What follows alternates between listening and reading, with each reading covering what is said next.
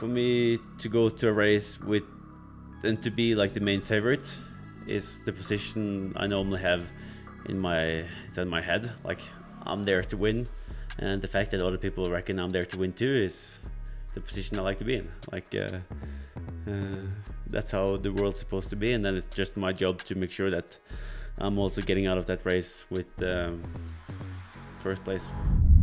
The Norwegian method. I'm KB Kristian Blummenfelt, Olympic and 3-time world champion. I'm Dr. David Lippman, a health and human performance specialist, and welcome to the Norwegian Method podcast. The Norwegian Method. Join the Centaur Tech membership clubhouse. You will get exclusive content, in-person and online events, partner discounts, and so much more. Apply to join at centaurtech.com/membership. Welcome back to the Norwegian Method podcast. Joining me today is Kristian Blummenfelt. Needs absolutely no introduction. First time on the podcast individually, so welcome. Thank you for having me. And appreciate you having you as an individual as well as having Gustav as a partner there. I wanted to start out, and I wanted to ask you guys this together, but I'll actually ask it to you separately. So much of the talk is about the Norwegians and Kristian and Gustav, and so much of the mention is you guys together.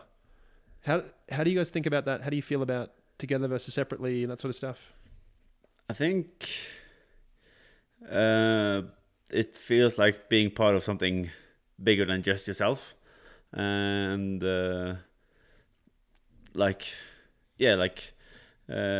it's not just me racing, but it's something more than that. And also when he's performing, like I feel also like a part of that in the same way as, even though he's now struggling and having had a pretty rough year and a half, like I still think that even though it's maybe tough for him to look at, he's not responding well, and I'm responding super well. Like I also think that he's sort of relieved that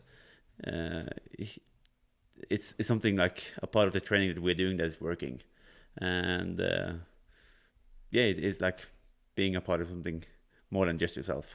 Yeah, we talked a bit about that in the last episode where you guys are helping each other a little bit, whether it's active, it's intentional or unintentional. There's certainly that, and vibe setting and all those things, the cozy swims, as we talked about. So certainly there. You talked about something bigger than yourself.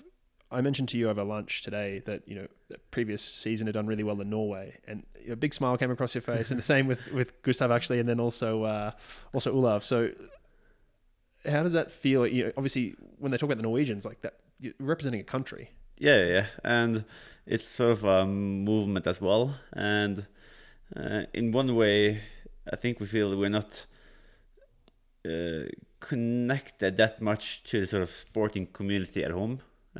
So the fact that they are listening, that a lot of listeners come from Norway, feels pretty cool. Like I think sometimes we feel that we are out there in the world, and maybe triathlon is one of the smaller sport that's not been looked at as much in Norway, and the fact that a lot of the listeners comes from Norway is cool.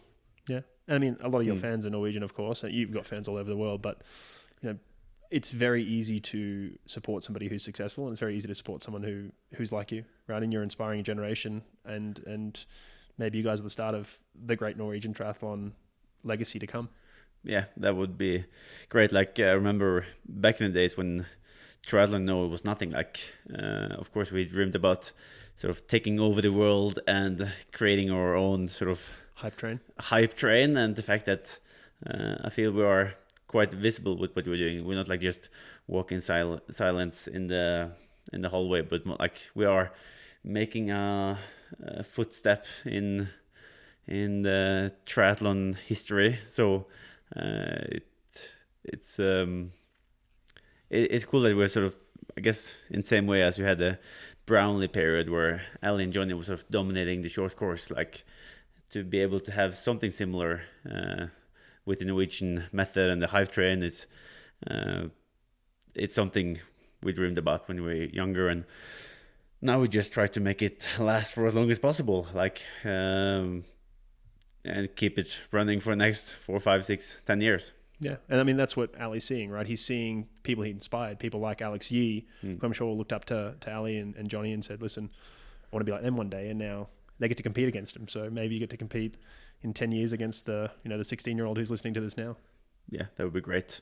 And also to see the sport growing in Norway, like to not be a sport just for, I guess, odd kids, as maybe me and Gustav were back in the days, like to choose triathlon when there is no other kids really doing it. Like you have to distance yourself almost like from rest of the squad or the kids who is on the same age. So hopefully one day triathlon can be seen as a normal sport for the youth and for the kids, and something that you do from a younger age and not just when you're like 15, 16 and bored with your sport number one.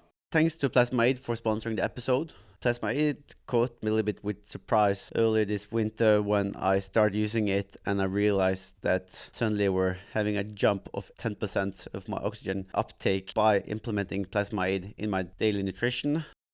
I use Plasma Aid before my hard sessions and also every evening. Over the last few years, I've been feeling more like stiff in the morning when I'm waking up, but I do feel like this morning, I feel better when I'm waking up. Like I can sort of stand easier without knee pains, and I'm less stiff in the morning than what I was before after starting using Plasma Aid in the evening. Experience the benefits yourself by using the code TRI20, that's TRI20, to get 20% off your next purchase. Check the show notes below for the code.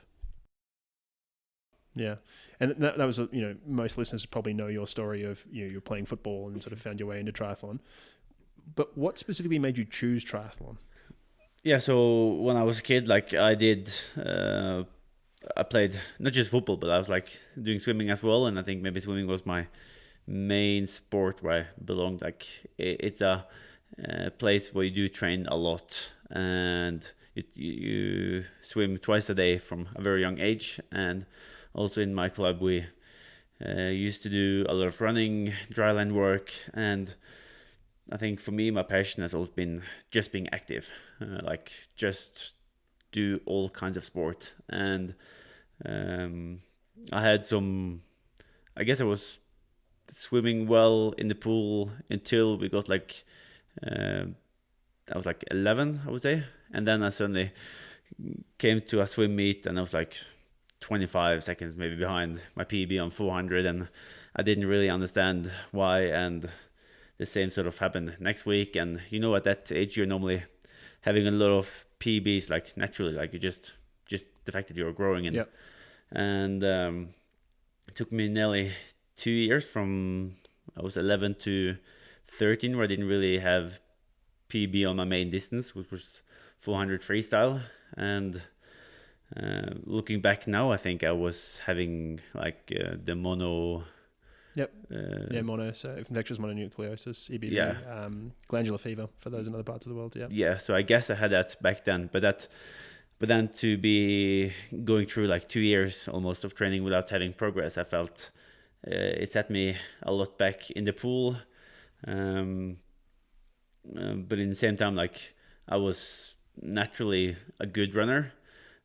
So from being, I was just being able to qualify like into the nationals in swimming, and then the swim coach saw that maybe I was always the first kid to jump in the pool and always the last kid to go out of the pool. So I was always like, I would say, act like a professional, but I didn't really perform at the swim meets, and especially not over the shorter distance that we see in the pool. So one day my swim coach, one of the swim coach in the club, advised me to maybe try out something else like either a 5K or 10K open water swimming or a triathlon and I just learned a few years earlier what a triathlon was, because we also got a swim coach who used to be the national champion in triathlon in Norway, Eivind Kartveit.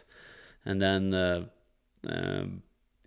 they gave me like a list of different races that they reckon I should try out, and one of them were a local triathlon in Os outside of Bergen, and I signed up together with like 32 other athletes the first time they organized it. And sprint distance, and because I was too young, I weren't allowed to do the full swim distance, even though I came from swimming.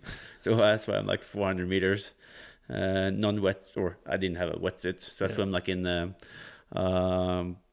short running tights, or just below the knees, because I didn't have a short running shorts in the shop that week, and got myself like I already had a road bike actually, not because of triathlon, but just because I loved, or after watching Tour de France on TV, like I wanted to just get that feeling of riding up the mountains.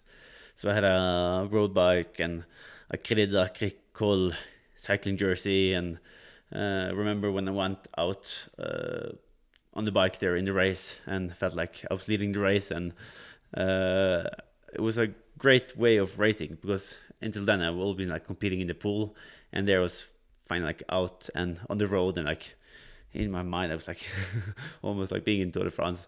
And then on the run I managed to catch the guy who passed me on the bike and managed to win that race.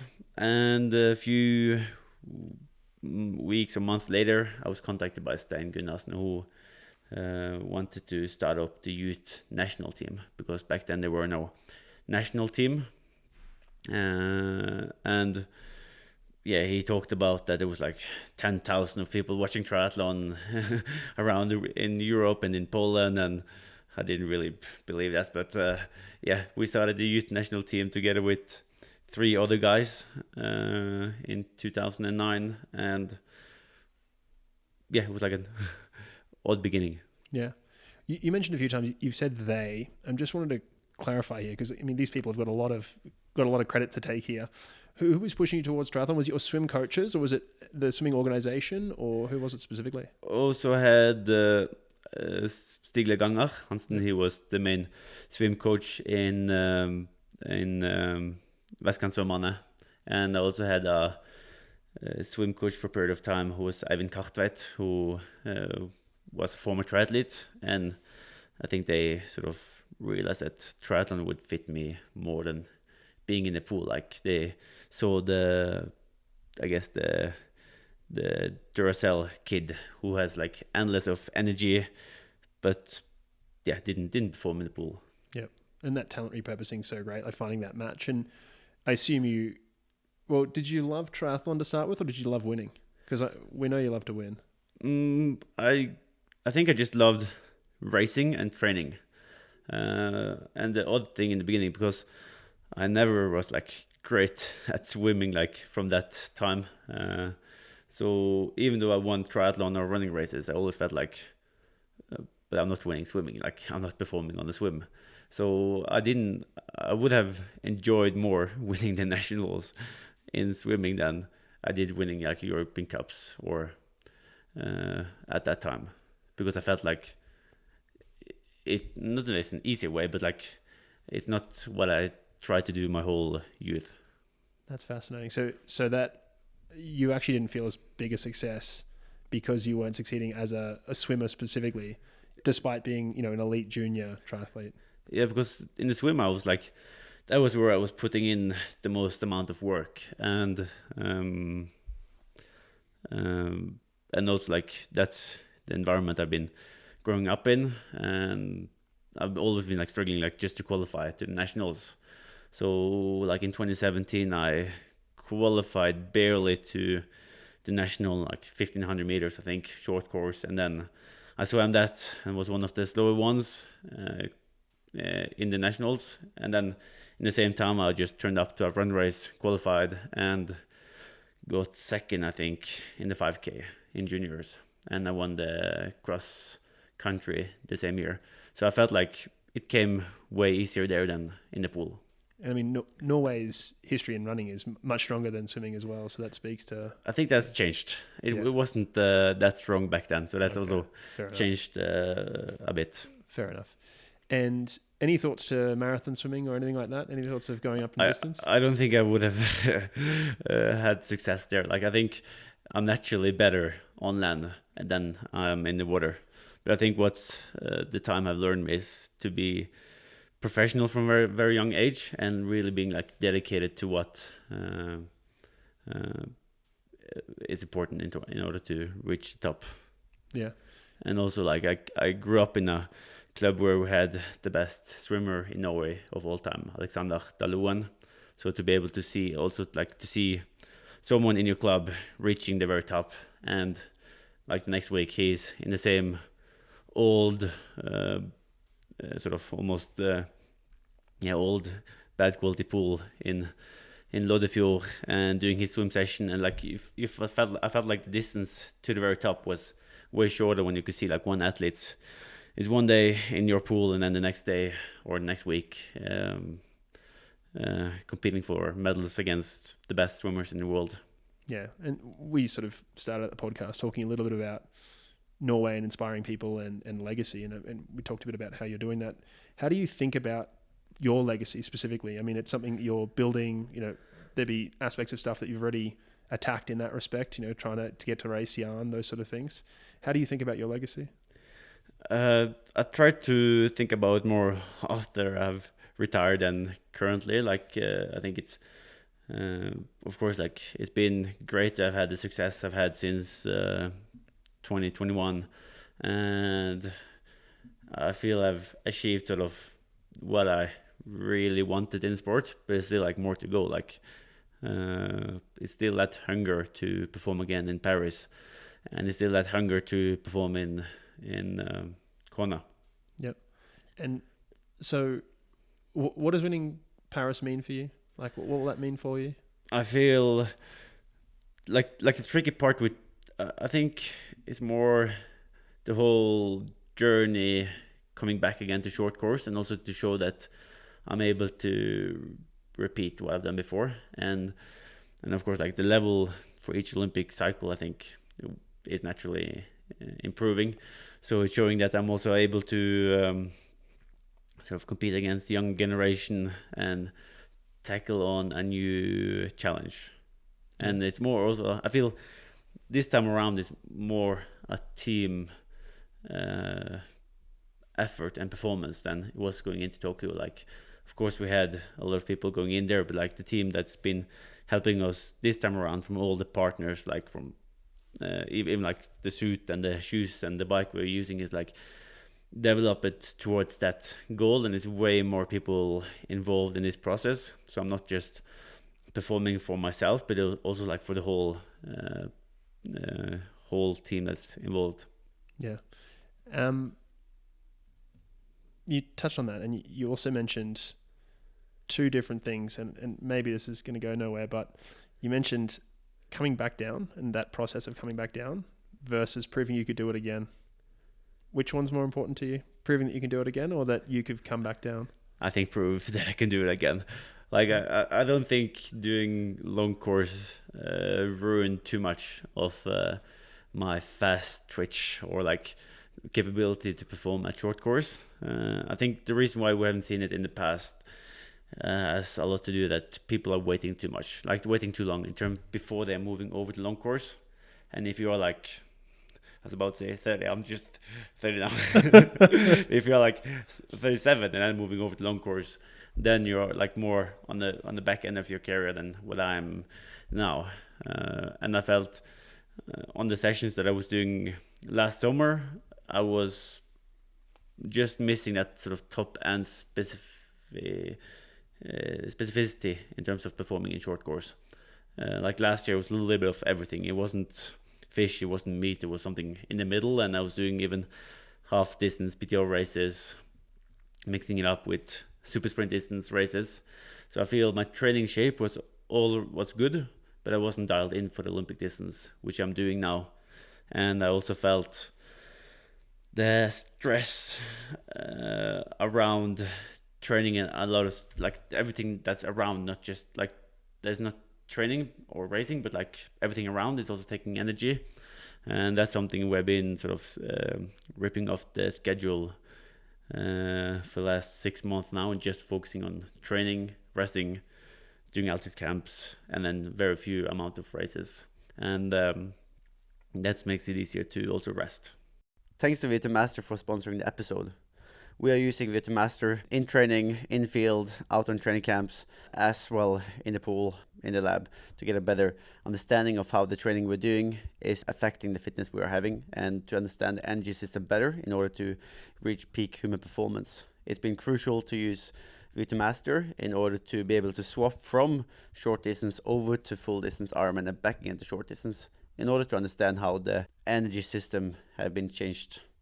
We're also using VO2master to get a better understanding of a resting metabolic rate and to understand the energy cost of the calories over total training volume after weeks, months, and years of training, and to get a better understanding of the training budget that we are having.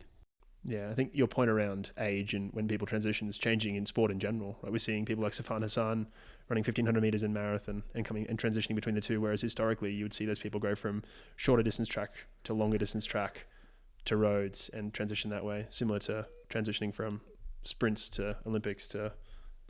But I think also data makes it way easier now to do that, because back in the days you had to experience it yourself. You have to sort of go out there, fail for, like, you have to go to Kona and fail once, fail twice, and maybe on your fifth attempt you can nail it. But these days, like, we can do a lot of testing. We can sort of dial in the body exactly like we know the research is telling you to be for performing over 8 hours, and then you can look at the numbers, and it's easy, even like racing in the heat. Like, you have the core sensor here, and you can be better prepared for the heat that you are facing under those conditions. So I think you need less time to swap over to a new discipline, simply because you can use knowledge that's already out there. And the same with going back. Like, we have a lot of data and experience of what we're working before, and that makes it easier to do training that's sort of polarized of what we were doing for long course to go back again to short course. Yeah. Just before, you mentioned peeling out a bunch of stuff that was sort of costing a lot of energy in life, and I think that speaks to some insights that you certainly have that I think many athletes could benefit from. What have you peeled out? It's more about saying, it's like we talked about earlier, is that training have to be the highlight of the day. Yep. And it's about timing as well. Like, you want to give back as much as possible to all the sponsors you have that we're working with, and because they're a part of the team, and they're helping us to have both the financial opportunities to do sport full time, and also they are showing up with resources. But it's about also to sort of pull back a little bit when it's critical, and especially going into an Olympic Games. Then we are sort of pulling back a little bit again. And then post-Olympic, there is an opportunity again to sort of give more of yourself and let them hopefully have be able to sort of milk the Olympic success one more time. I love it. You talked about we a couple of times. You say we. Yeah. I'm interested in who we is, partially because I have some insight here, but I'm also interested in how you think about it. I feel it's like the whole team who's involved. Like, you obviously have Gustav, Olav, Ørjan, and Adam, who's helping us with the partners, and all the partners who is involved. And it's like a big team around. So all from On, who is helping us developing the shoes, to again Supas, who is developing this suit, to Core is sending up people, VO2master been sending up people here to help us, giving us advantages on the sensors that we can understand training more. They're helping us analyzing the numbers, and so it's basically all the partners in Santar Tech that's a part of not just like giving us product, but they're also like giving resources to be on training camps and helping us having the best possible equipment. I noticed you didn't mention Roche here, your camera guy. I was planning to say Roche, but I wasn't sure if I should say everyone.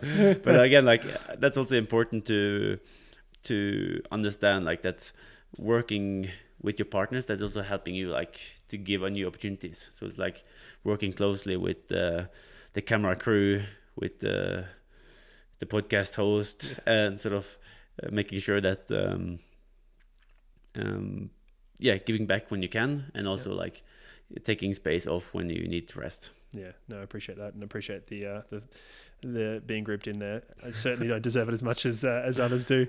No, but like everyone has like a small piece of the puzzle, and like we all want to have as good success with what we are putting in. If that comes to the training, or if it comes to making a video for a sponsor, or developing a product, like you always want to maximize the time and the quality of what you're doing. Yeah. You mentioned all those people, and that's a we, and you want to succeed for them. How's the pressure with that? I think in the bottom, I want to perform for myself. Like, like it's at the inside. Like when you are digging deep, and like in Kona 2 years ago, when I was like dropped by Gustav and I had Max Newman chasing me, like it's hard to think about like I have to dig to that basement and that deep because I want to keep that medal in my pocket. Like, I'm not down there. No, you're not thinking about me down there. You're thinking that's a you thing. But I'm not thinking about me, but more like I want it. Like it's more sitting very, very deep inside. Yeah, but do you feel pressure from all of those people that are involved now? Because previously you had people involved, but they were probably a smaller group and probably a bit closer to you personally. Yeah. Whereas now you've got all these people here, podcast hosts, etc., etc. Do you feel that pressure growing, or is that something you feel? Do you enjoy it? I felt more pressure in the beginning, like maybe 2018, 2019, when I was signing like good sponsors for the first time, and I felt I wasn't performing as good as I did in 2017, and I wanted more for myself. And like in terms of like I wanted to win my first World Series race, which took a while and I had to wait until 2019. And then I felt more that, or if I'm not performing now, they might drop me. But now I feel for most of the sponsors that I'm working with now, like they've been with me through the Olympic gold, through the Ironman World Championship, and like all of those wins. And I feel I've been giving a lot of results to them, and it's more like what we can create in the future. So it's not like a pressure, but it's more like something we can create together. Yeah, that's really cool. I would be feeling more pressure without the wins than with the wins. Yeah, that makes sense. Yeah, so you've delivered already. You want to create the future together, and part of that'll be winning, part of that'll be other things, and that's. But also mentally now in my head, I try to almost start with like sort of forget the races that I've done in the past and sort of keep that hunger that like I think you need in order to do. You need to be a little bit desperate in order to win an Olympic gold, I think. So trying to sort of get that out of my mind and sort of just think that I'm standing here with no titles. And is that part of, you mentioned before, enjoying the Sierra Nevada environment because of its stoicism? It's, it's a little bit, it's not quite as nice as it might be in, say, a hotel or something like that. Is that part of why you're doing that? Is it trying to feel that hunger again? I think it's more, maybe. Like you have to be like, it's something you need to want like 100%. Like you can't be in a battle for first, second, or third, and you think that, it would be nice to win, but like I'm already satisfied almost. Like then it's hard to dig that. Like I think you need to almost be running for life, like using those instincts that if you're not, like I think I'm able also in the race, like using those instincts, because in the same way as I'm almost scared for the sprint, I feel that if I'm not able to dig deep enough now, 3-4 minutes away from the finish line, I'm not going to win. And I'm sort of scared of losing in the same way as I'm scared for a sprint, and therefore I have to dig deep. Morten is rocket fuel, as we call it. The 320 drink mix is, I think the first few times you're trying it out, like you really feel surprised how strong you will finish off the session. Like if you're going out for a long run and you start your ride with 2-3-20s in your bottle, you will feel the straight benefits by the end of the session, just because it takes a longer time until you're bunkering. Solid 160, it's a great addition to the supplement. It's like good to get something that's not just liquid, like when I'm out riding before a run session, if I want to have some quick snacks but giving me that energy. It's a great bar to get in, and also it takes a bit like more, it's more solid than just the drink mix. To benefits from a one-time code and to get 20% off your next order, check our show notes. So you mentioned already that you weren't quite there where you wanted to be last year in some of the shorter stuff. Was that worrying to you? Did you have the confidence that you would come, that it would sort itself out because, yeah, we've done this training before, it's going to take time, I know where my numbers are, I know where I'm going to get to? Or was there, were you completely confident, or was there a bit of doubt? Or were you, how does the hunger fit into all this? I felt it was more, I felt I had to have approached the pre-Olympic season as a pre-Olympic season. And I had a sub-great winter last year. Like, I got sick a few times. So I came into the season a little bit off, and a little bit of hassle with... I was more motivated maybe to perform in the PTO races than for the federation in the short distance races. So I also wanted to do some middle distance races in the same time and kept my motivation there. So I wasn't worried about, like, I felt I was always within reach of where I needed to be. Like, I was running 50 to 60 seconds slower than the best guys, but also knew that I wasn't in my best run shape, and I felt I was missing stuff in training that I haven't done. Not because of the long distance stuff, but simply because I haven't done it in training. I haven't been the specificity hasn't been there enough, and I thought that if I'm just cleaning my schedule, I should be having enough time to get there. Okay. And was that a discussion you had with Olav around, hey, I'm missing this in training, I need to get there? Or was it, hey, this is on the plan for next year, I need that, and we're going to do it next year? Yeah, it's like a discussion, like we're talking about it all the time, and he is maybe more optimistic than me a lot of the times. Like, just for the 4th place in Hamburg, I think he was very relieved and thought that we're back on track. I have to be more aware that it's still like 14 months where we have to balance this thing, like, and go be sort of on the limits without doing it too much, without getting injured, without getting sick again. So a lot of mistakes can happen on the way, but I felt I was within reach. It's not like I thought that the level is insane and I can't be back on that in that shape that's required to win.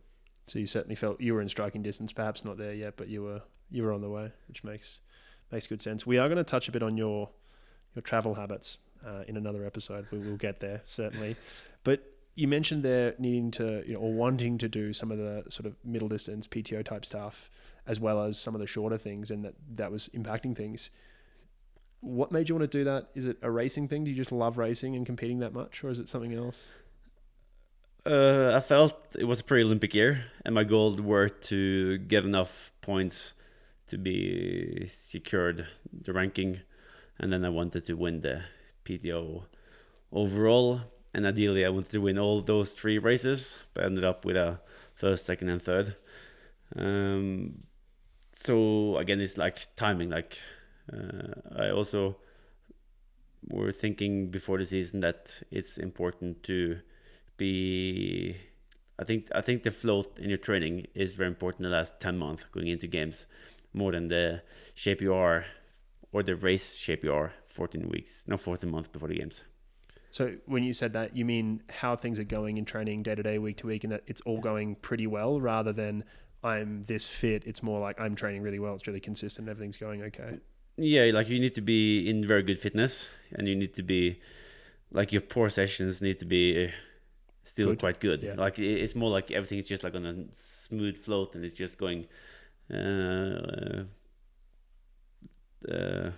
like it's just like you need a good float in the training for the last 10 months, and to be able to do that, we are having to say no to a lot of stuff and just clean the schedule, not do all those races that I did last year, and just having time to train. and time to go down to sea level, to do intensity, time to then do a very few races, and then be more specific with the training. Yeah. Because it was a little bit like soup, we call it, like last year. Like I wasn't dialed in for anything. Like I could run an Olympic distance where I felt I was struggling with the pace in the beginning. The first lap on the run, I couldn't really go with the rest of the guys. But then the last 5K, I was like sort of catching people, and then I felt I could actually have run another 5K because I was like preparing for almost like the 18K or half marathon for a middle distance, but I didn't do enough time at the pace I need to do for Olympic distance.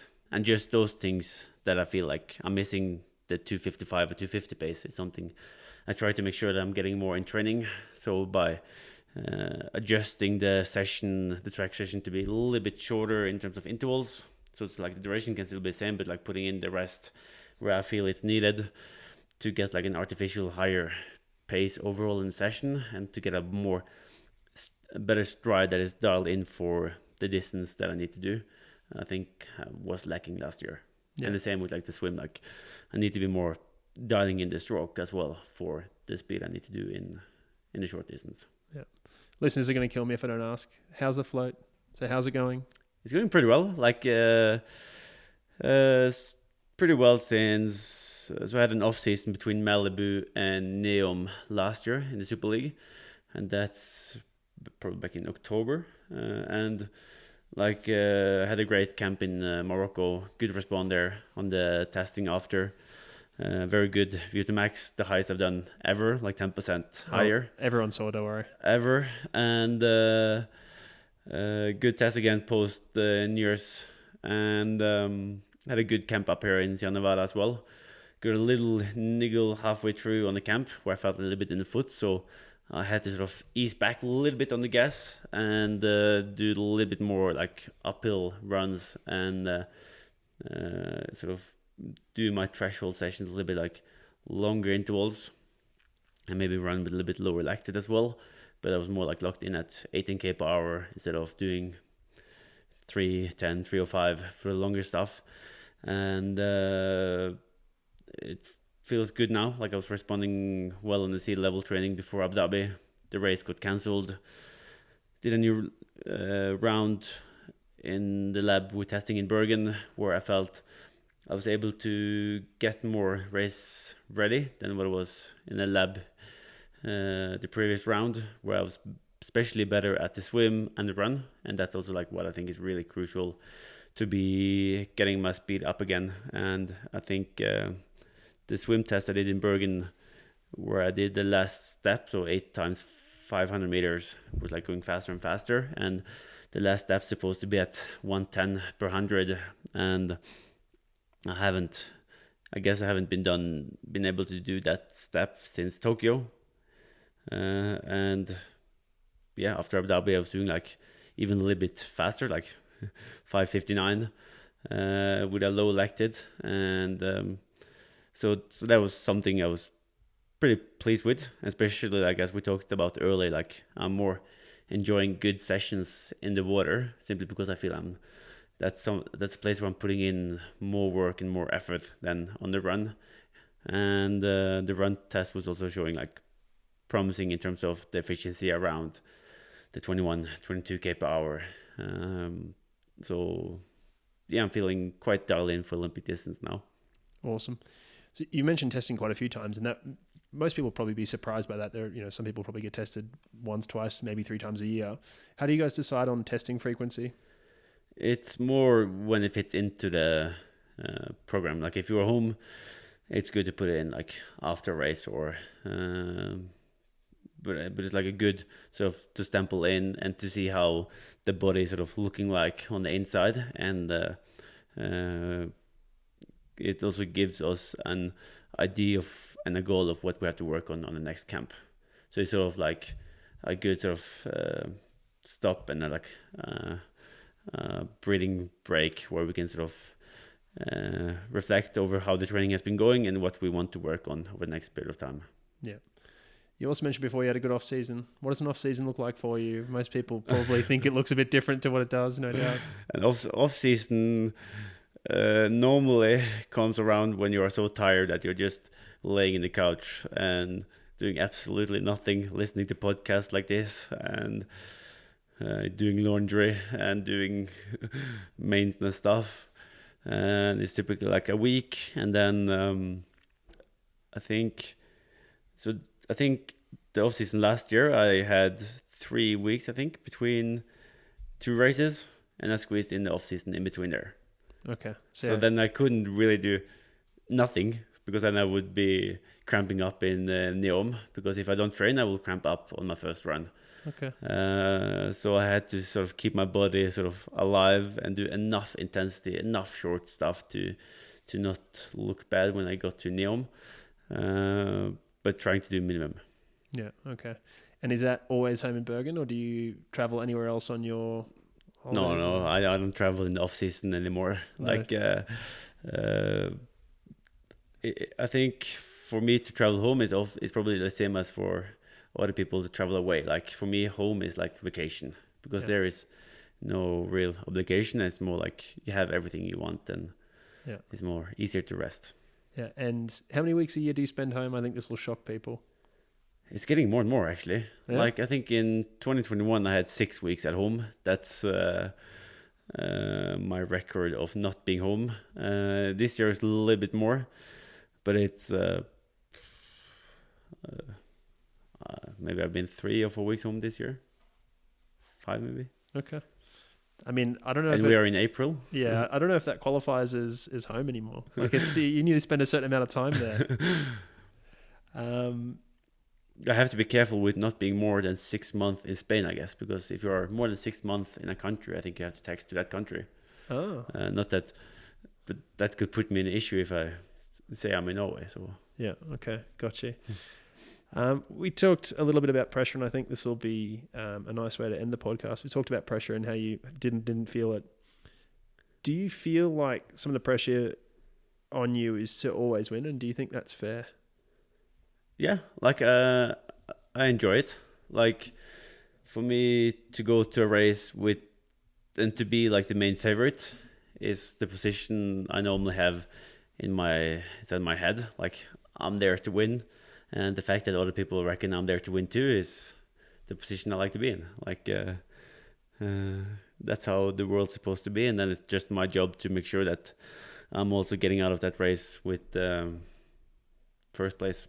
Awesome. So you don't like when people doubt you. You prefer them to... It's a bit annoying when they do. And of course I want to... It's just like motivation to prove them wrong, you know? Like if people don't put me up as their pre-race favorites, I'm like, are you kidding? You think he will win over me? I like it. I like it a lot. I think it's a great note to end the podcast on. Thank you so much for your time, Kristian. Really appreciate you in the midst of Olympic training, taking the time out. So it's been great. Thank you so much. Thank you very much. And that's it for this week's episode of the Norwegian Method podcast. Thanks again for joining us. Join us next week where we talk to Kristian again, this time about training. If you aren't already subscribed to the podcast, please do so. And likewise, if you haven't rated us yet, please go and rate the podcast. It does help us grow. Similarly, share this with a friend, and we will see you next week. Thank you. The Norwegian Method.